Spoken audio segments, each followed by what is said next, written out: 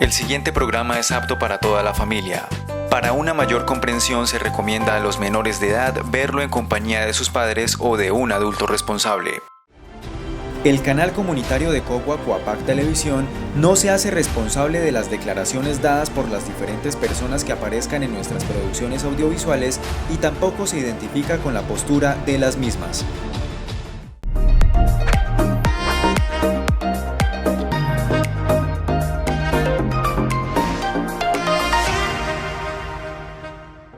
Hola, un saludo muy especial para toda la teleaudiencia que nos ve en este momento con esta primera entrega de Vidas de la Sabana, el programa que tiene como objetivo dar a conocer la vida de esos personajes de la región de Sabana Centro, de municipios de Zipaquirá, Cogua, Chía, Cajicá y demás que aportan gran parte a nuestra sociedad hoy en día. El día de hoy tenemos un invitado muy especial, su nombre es Alejandro Rojas, gestor cultural y que ha venido conectando a varias juventudes desde ya años atrás. Alejandro, bienvenido a Vidas de la Sabana. Hola Daniel, gracias por la invitación.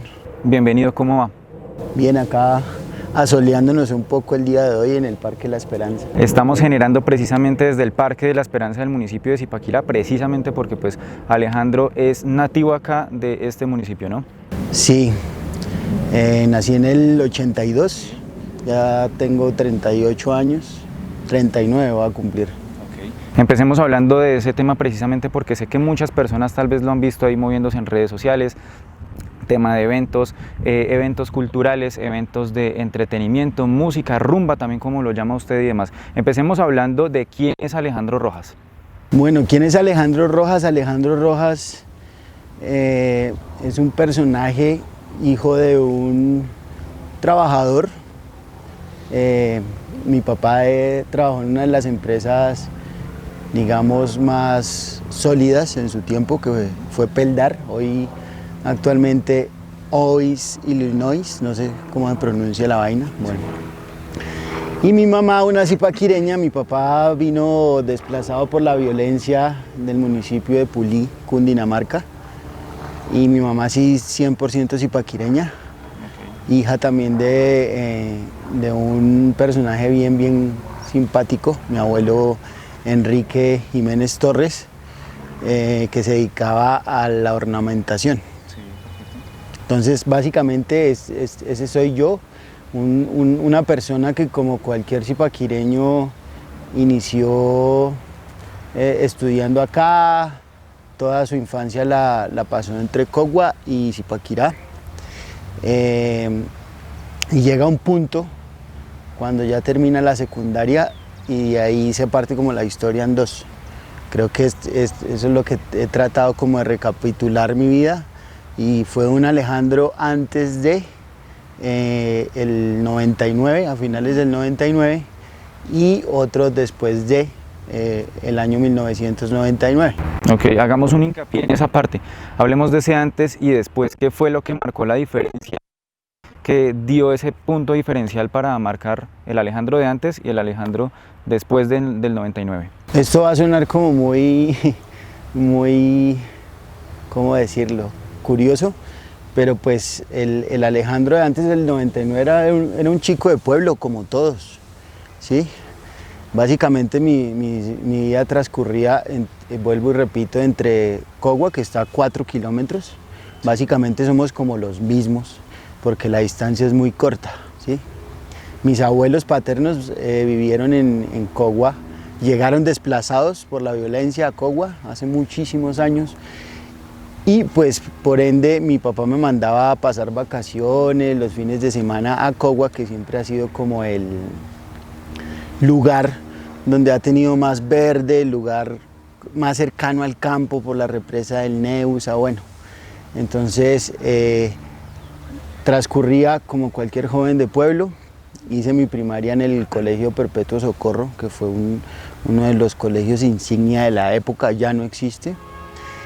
Mi secundaria la hice en La Salle, sí, pero pues de ahí me echaron y pasé por un montón de colegios hasta terminar en el Instituto Triángulo validando. Salgo del colegio y mi primer acercamiento con la noche fue trabajando para una discoteca cuando las discotecas acá funcionaban en el sector de La Paz. La discoteca se llamaba Caoba y el dueño era un estilista muy reconocido acá, sí, porque que se llama Javier. Yo creo que todo el mundo conoce a Javier. Son muy sonados, sí. La administraba Javier Malagón. Yo estaba por cumplir los 18 años, todavía no era mayor de edad, pero pues dije ahí una mentirilla para poder trabajar. Y en ese año, finalizando el 99, conozco a Juan Pablo Torres Romero, que fue como mi primer mentor. Uno tiene como, en sus diferentes ciclos de la vida, tiene muchos mentores, ¿sí? Mi primer mentor fue Juan Pablo.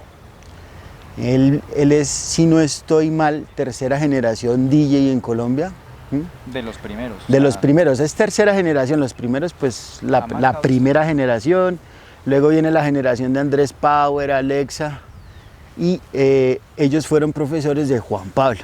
Entonces, no sé por qué terminaron acá, un grupo que era Crash, que es como su nombre artístico, Axe, Phantom, Jaiber Castro, un grupo bien interesante de DJs recién graduados, por decirlo así, de una de las escuelas, no sé si la primera, pero la escuela estaba dirigida por Fabio Alzate, que es uno de los DJs más representativos de acá de Colombia, pues que ya no nos acompaña, se murió hace poco. Llegaron acá con ganas de hacer cosas, vienen de Bogotá, llegan a la zona y ahí me conozco con Juan Pablo.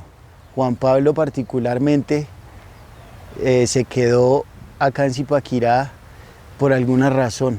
Los demás solamente vinieron, hicieron una fiesta y se fueron, ¿sí? Y Juan Pablo, de ese ejercicio, duró 2 años viviendo en mi casa. Yo en ese momento pues vivía con mis papás, aún vivo con mis papás. Sí. Mi papá no era tan abierto al tema de dejar quedar a alguien en la casa. Incluso con las visitas era como muy receloso con su casa, pero por alguna razón Juan Pablo le cayó bien y ahí fueron 2 años. Y él es la persona que me lleva a conocer Bogotá, y así suena un poco como medio, no sé, como acomplejado. Sí. Para un chico de la ciudad recién graduado del colegio. Y en la época, pues, en el 99, Bogotá era como lo más cercano al futuro. Y era algo muy lejano, era algo como, digamos, el pueblo y la capital. Claro, allá. Muy marcado, era la capital de Colombia y allá era donde pasaba todo. Sigue pasando eso, pero pues ya en ese momento es diferente porque estamos súper cerca al norte, ya tenemos doble calzada. Antes era un viaje, en verdad un viaje ir a Bogotá. Y yo lo veo así, era como lo más cercano al futuro. O sea, siempre hemos tenido el futuro a 2 años, a 2 kilómetros, perdón. A 2 kilómetros, a 2 horas. 2 horas, perfecto. Al tener esa posibilidad de llegar a Bogotá fue como en serio en esas series que muestran al campesinito llegando a la gran urbe. Sí. Más o menos me sentí así. Juan Pablo vivía en la 85 con séptima. Juan Pablo vivía en la 85 con séptima, muy cerca de la zona rosa. Sí. Cuando yo llego a la zona rosa me acuerdo que para mí era increíble ver cuadras, no eran muchas, pero sí, cuadras completas con bares y discotecas. Y yo como, ¿qué es esta vaina? O sea, esto no lo puedo creer.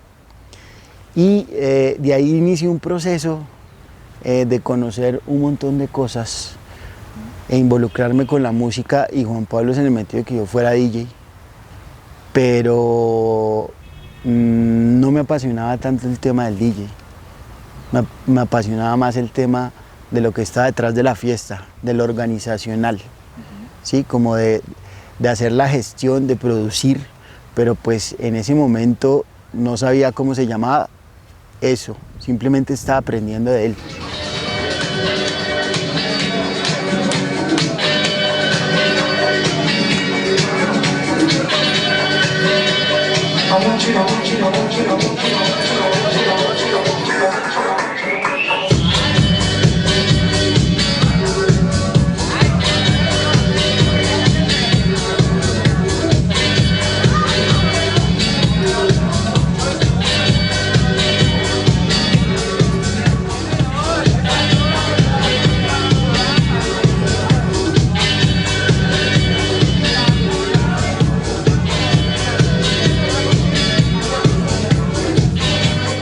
Hablemos un poco tal vez también más adelante, unos años más adelante. Alejandro, pues bueno, estuvo en Bogotá preparándose sus primeros pasos y demás, luego llega acá a Zipaquirá, regresa, empieza acá a moverse en el tema acá en el municipio de Zipaquirá, más que todo en Sabana Centro, y hay un tema muy especial, le voy a nombrar y tal vez muchas personas lo recuerden, lo tengan referenciado, Pure Love Outdoors. Cuéntanos de eso. Bueno, antes de llegar al Outdoors pasaron un montón de cosas, sí. Y siempre he estado yendo y viniendo, o sea, nunca me he desconectado de Bogotá, porque básicamente es como de donde traigo la inspiración y de donde he hecho mi formación profesional, por decirlo así. Entonces, bueno, estuve en las disqueras, tengo muchos recuerdos bonitos de las disqueras, más que todo de EMI Music. Allí hicimos un proceso bonito acá en Zipaquirá, que creo que fue el primero. Trajimos a Andrés Cabas en el 2002, en ese momento. Yo no cumplí una función muy importante ahí, como te digo, siempre estaba aprendiendo, eran mis primeros años, entonces fui más de observador y acompañante de Juan Pablo, pero conocí cómo se hace un proceso de gestionar, cómo traer un artista a una discoteca. Para Zipaquirá pues eso fue importante porque nunca ha pasado eso. No quiere decir que no se hayan hecho eventos, porque acá se hicieron eventos, conciertos grandes en el antiguo Parmenio Cárdenas, hoy Coliseo de la Sal creo que se llama. Pero sí era interesante romper ese esquema porque los artistas colombianos cuando iban a hacer sus presentaciones a discotecas o clubs o bares, no tenían a Zipaquirá referenciado. O sea, en muchas cosas a nosotros nos veían como muy pequeñitos. Aparte de la Catedral de Sal, pues no pasaba mucho. ¿Qué Catedral de Sal era como el llamativo principal del municipio? Siempre ha sido. Siempre ha sido. Siempre ha sido. Entonces fue interesante tener a Andrés Cabas, hicimos como el lanzamiento de su sencillo Mi Bombón, se eligió a la chica Bombón. Con Juan Pablo pues hicimos toda la gestión. En ese momento, si no estoy mal, estaba de director de EMI Music Colombia Fabio Acosta, y si mi mente no me falla, todo el trámite lo hicimos con Lorraine. Vino una van de EMI donde estuvo Camilo Pombo, donde estuvo Fernando Rojas, donde estuvo Pepe, bueno, los label manager de EMI, estuvo Chiqui. Recuerdo algo curioso, que al llegar La Habana acá nos recibió en el retén, que todos creo que lo conocemos así, sí. La policía, porque era como algo extraño que un artista, así fuera nacional, viniera a una discoteca a tenerlo como tan cercano. Lo llevamos a comer a un sitio también muy emblemático de acá de Zipaquirá, en Pico Loco, donde se presentó fue en La Paz, y aún seguía La Paz como la zona de las discotecas, y era la discoteca de don Edgar Corredor. Ese fue como el primer evento donde hice parte, pero solo como observador. ¿Qué ha pasado con Cogua en todo este tiempo? Son 17 años ya de trayectoria suya. Voy a cumplir 18 ya 18. Este año. ¿Qué pasó con Cogua? Con Cogua, pues por la cercanía con Zipaquirá y por tener a mis abuelos paternos, allá hicimos contacto y clic con Juan Pablo Figueroa, que actualmente es uno de los managers para mí más importantes de acá, de esta zona, de las pocas personas incluso que respeto por su profesionalismo, por su manera de hacer las cosas. Y ayer recordábamos que era un grupo que en ese momento estaba aprendiendo y que unos llegaron más arriba que otros, pero finalmente fue bonito el proceso. En Cogua hubieron dos personajes, entonces Juan Pablo Figueroa, que fue con la persona que hicimos clic a través de Francesco Mayorga. Él estaba haciendo comunicación social en la Universidad de La Sabana y ya estaba vinculada a una radio comercial profesional como era Oxígeno. Entonces él ya nos llevaba unos pasos adelante. Y con Juan Pablo íbamos a la casa. Me acuerdo que él tenía una Denon 2600, que para eso era un equipo técnico que no tenía muchas personas y mucho menos en la zona.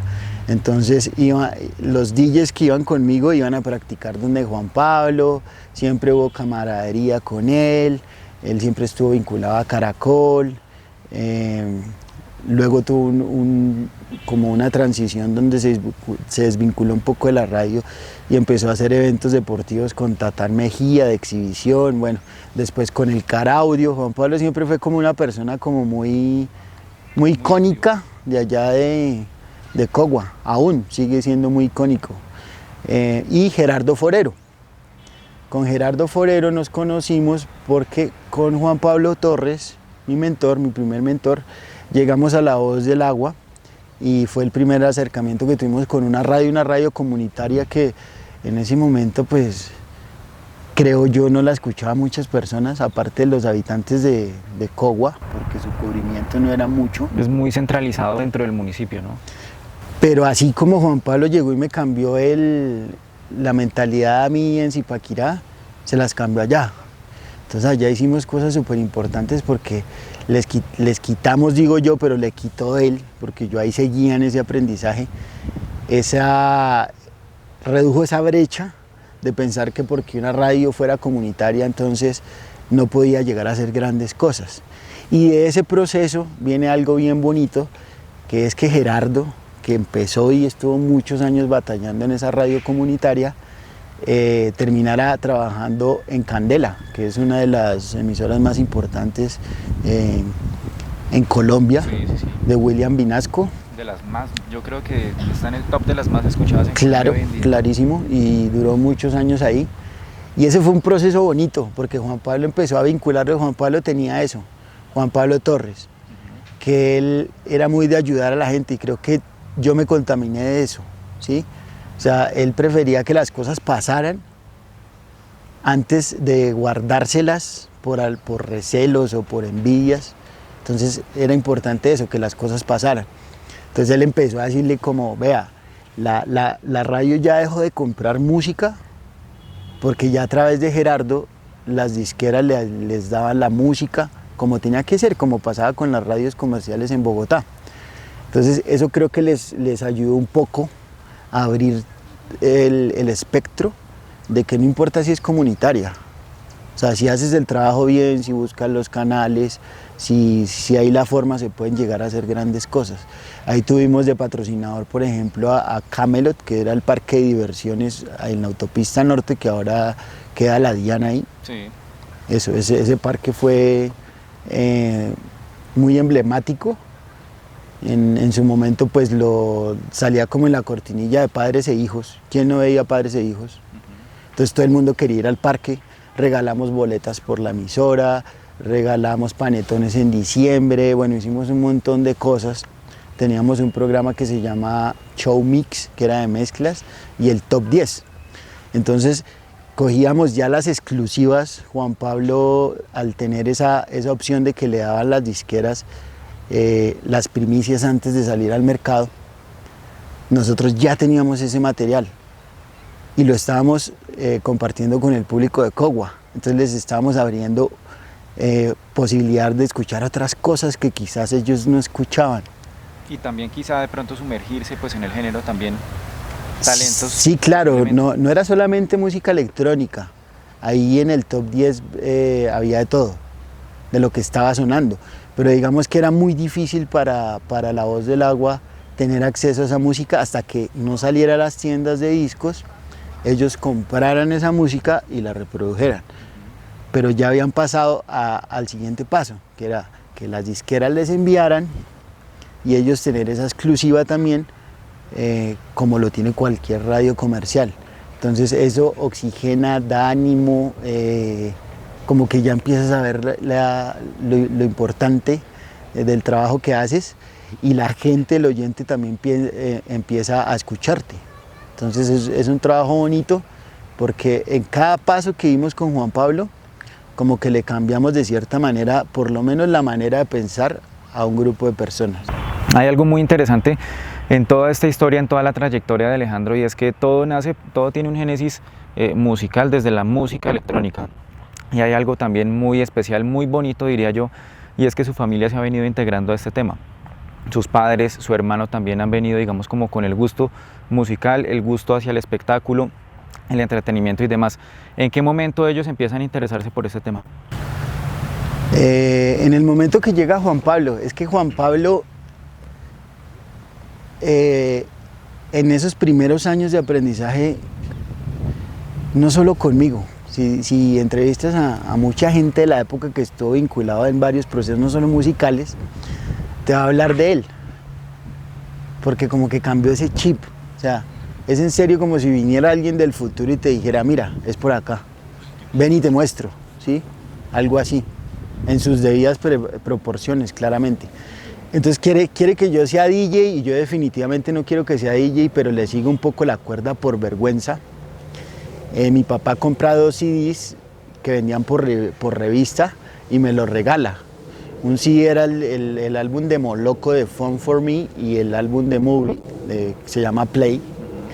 Muy interesantes, por cierto, recomendados. Y empiezo a escuchar esos sonidos, me gustan, pero yo definitivamente no sabía cómo decirle que no.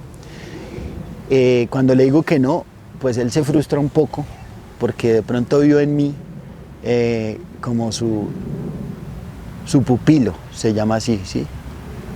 Como la persona que él iba a empezar a formar y eso, pero cuando le digo que no, pues... Y mi hermano era muy reacio, mi hermano escuchaba otro tipo de cosas, éramos como muy aparte. Polos opuestos. Polos totalmente opuestos, y resulta que lo contagió y resultó el de DJ.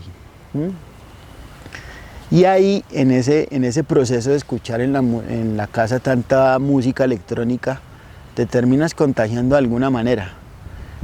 Ahora, familia como tal, sí, yo tengo una familia grande, porque es que a veces la mayoría de la gente dice que la familia es papá, mamá, tíos, abuelos. Yo tengo otra óptica sobre el tema, que es mi núcleo familiar me apoyó muchísimo, papá, mamá y hermano, pero en este camino, caminando por el camino que elegí, tengo familia no de sangre. ¿Y por qué digo eso? Porque lo más importante en todo lo que hagas es necesitas que alguien crea en ti, en lo que haces. Yo creo que más que el dinero, lo que necesitas es que alguien te diga como que cree en tu trabajo. Entonces, mi papá aportó un montón económicamente y respaldándome, pero anexo a eso yo digo que Juan Pablo es familia finalmente. Luego de Juan Pablo vino...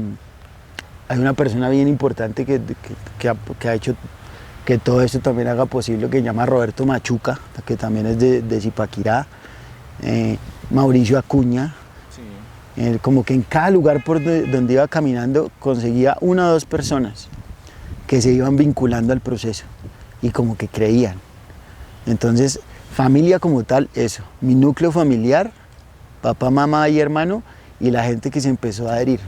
A decir como que yo creo en ti, pero creen cuando estás iniciando, ¿sí? Que es lo difícil, porque cuando ya estás trepado, pues todo el mundo quiere ver contigo.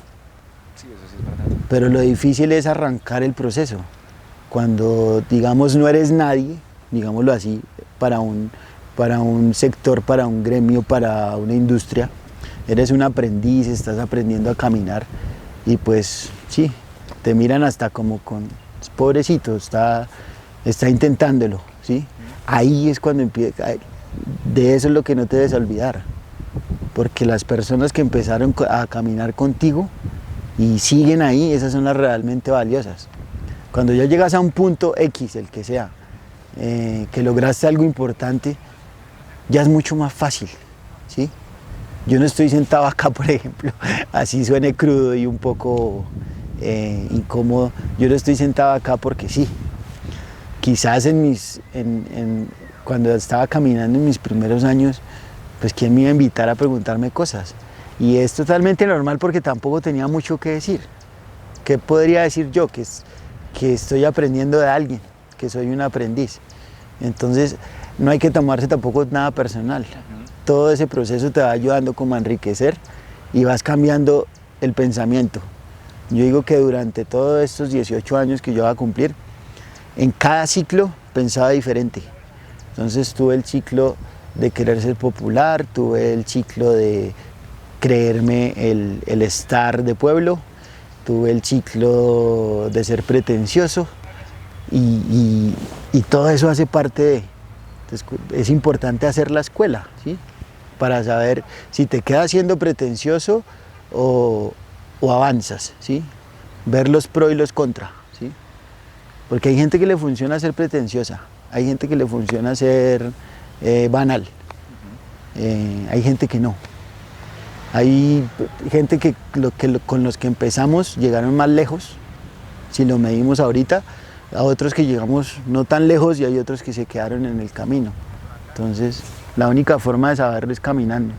Es verdad, bueno, como yo lo decía hace un momento, todo tiene un génesis y en el caso de Alejandro pues fue con el tema de los contactos, principalmente hablando de música, el género de la electrónica, y precisamente mi pregunta en este momento va dirigida hacia eso. Para Alejandro, ¿qué significa la música electrónica ya que ha venido siendo tan importante en su trayectoria? La música es como el eje principal que me ha llevado a todo.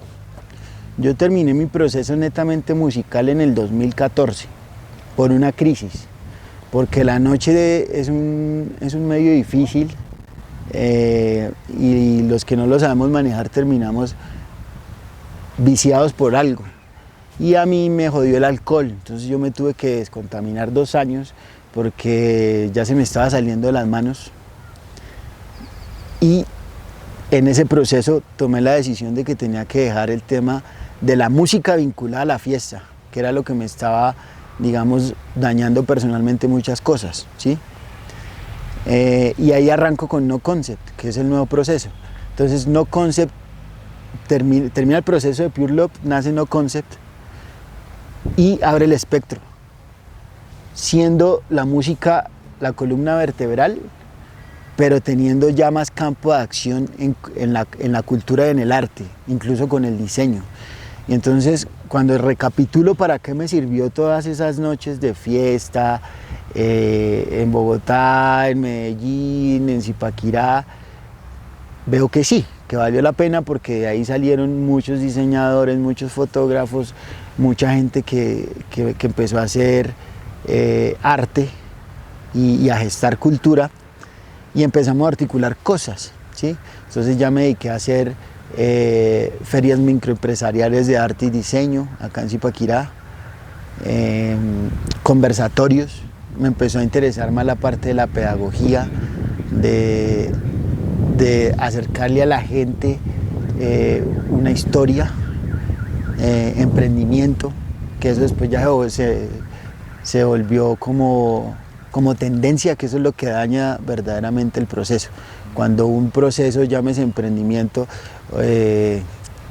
o en este caso de la pandemia, que la reinventarse, ya se vuelve una tendencia, entonces ya te reinventas y emprendes, te reinventas y emprendes, pero no pasa nada, no tiene un fondo, simplemente es una tendencia para que sea bonito. Y ha pasado lo mismo con artesanal, con un montón de palabras que iniciaron con un proceso sólido, pero que después se vuelven simplemente una etiqueta para adornar. ¿Que cae de pronto como en la monotonía, en una rutina? Digo que se vuelven un adorno, en un accesorio, como las plumas. Okay. Acá las plumas en el sombrero simplemente están haciendo no hacen una función de fondo, sino más que decorar.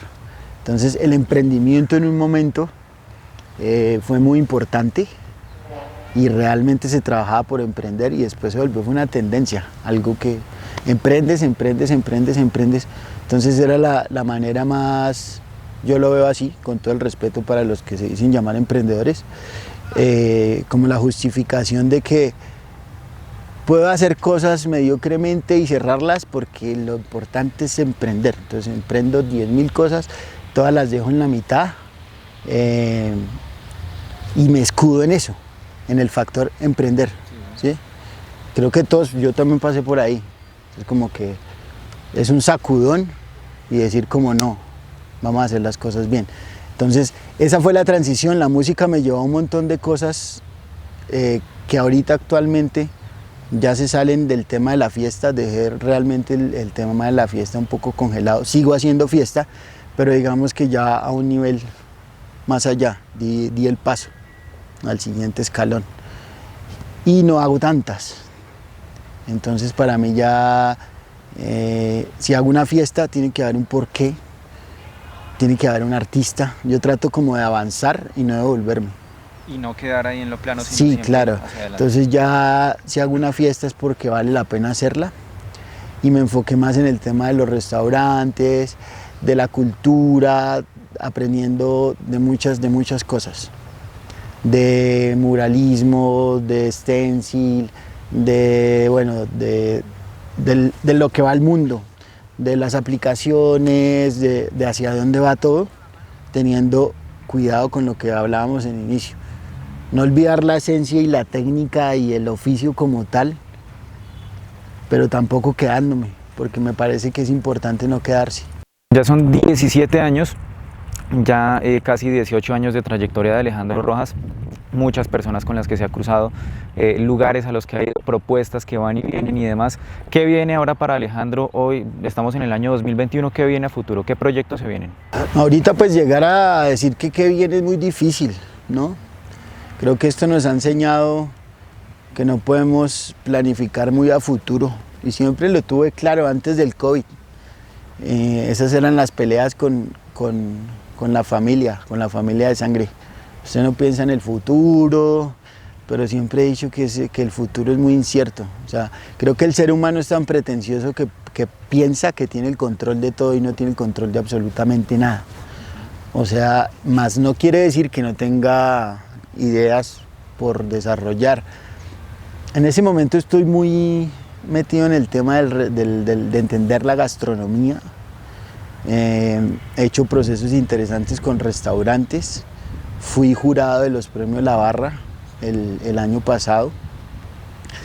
Entonces ese mismo proceso que hice con la música, lo estoy tratando de hacer con la gastronomía y con otras disciplinas. Estoy aprendiendo involucrándome con otras cosas. Yo quisiera terminar como mi ciclo teniendo como una casa cultural donde pueda ayudar a varias personas que se dediquen al arte, a la música, al diseño y consolidar cosas chéveres, trabajar en llave. Eso me lo enseñó a trabajar en equipo porque es muy difícil trabajar en equipo. La gestión y dirección de proyectos de la escultura de Egan. Creo que más que nada esa fue el volver a creer, porque sí, yo ya venía de un proceso como desgastante y con el proceso de Egan creo que volví a confirmar que uno puede hacer cualquier cosa sin necesidad de enrollarse, que es que no tengo, independientemente de la carencia del recurso que sea económico, no sé, técnico. Allá está. Sí. Esa escultura llegó acá como un proyecto con una maqueta. El artista no traía ni una sola moneda y yo venía de mi sexta quiebra, ya me había descapitalizado, no estaba haciendo nada y asumí ese reto por eso. Y confirmé que uno tiene que tener dinero sino amigos. Entonces nos reunimos un grupo de personas bien interesantes y lo hicimos real. Entonces ayer hablaba con una persona acá de Zipaquirá y le decía, si yo te estoy diciendo esto, ya te lo puedo decir con una razón de causa, no porque lo vi en una película, ni porque fui a escucharlo a un conferencista, sino porque yo lo viví. Si quieres pasa, allá en San Carlos está.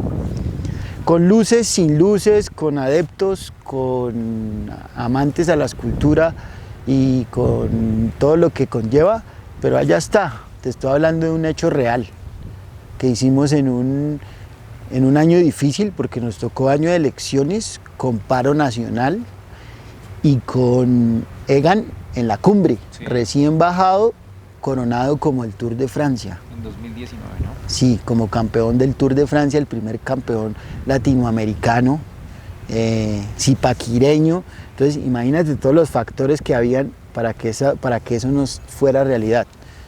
A Egan le llegaban un montón de propuestas de esculturas, de pinturas, hagamos. Por alguna razón se hizo con la escultura del artista John Fitzgerald. Por alguna razón se pudo hacer. Se corrió la fecha 2 veces. Cuando se tenía la escultura hecha casi no se puede traer. Sí. Hay un montón de cosas que la gente no sabe. Fue un proceso largo. Ni tan largo, porque hacer una escultura en 3, casi 4 meses no es tan fácil, ¿sí? Con temas de permisos, trámites burocráticos, incluso tener el aval del homenajeado. Es un montón de cosas. Además ustedes lo tuvieron ahí en tarima el día de la inauguración de la escultura. Egan vino ahí ese día, fue una noche, ¿no? Que por sí recuerdo que les llovió. 7 de diciembre del 2019 se puso la escultura. Cayó un aguacero del tenaz, que esto se lo va a decir en primicia a Dani. Gracias a Dios cayó agua, Sí. porque yo estaba haciendo el montaje con Andina. Andina fue clave, ¿sí? Porque estábamos colgados de logística, pero aún así estaba haciendo un sol como el que está haciendo ahorita y ya había mucha gente a la expectativa. Yo creo que si no llueve de esa manera, se nos sale del control, y digo se nos sale del control a todos, a autoridades, a socorristas, a el grupo de trabajo del artista. Hubiera sido una vaina muy compleja de saber llevar. Yo creo que hasta eso nos ayudó, porque aún lloviendo hubo gente. Si no llueve, yo no me imagino cómo hubiera sido eso, porque la gente quería estar con Egan, quería verlo, quería tenerlo cerca. La escultura también era una escultura, es una escultura muy imponente.